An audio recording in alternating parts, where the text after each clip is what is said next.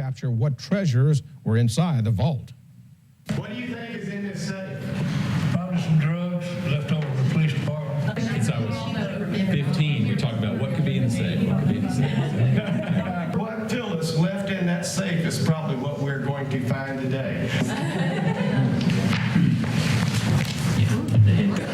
Somebody help me lift this door. Look at that. Marijuana.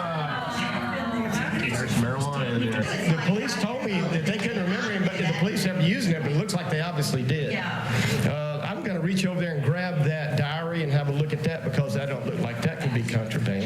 And we had people that guessed that'd be city records and stuff, but it turned out to be dope. It was a dope stash, and the police said they'd put contraband in here. I was, curious what was going to be in it. I suspected there might have been a gun in there or something, being a police station, but, the dope was pretty cool. That's it. My only concern is probably evidence. It wouldn't have been in there unless it was evidence. I don't know why they stuck a diary in there. Probably, in these cases.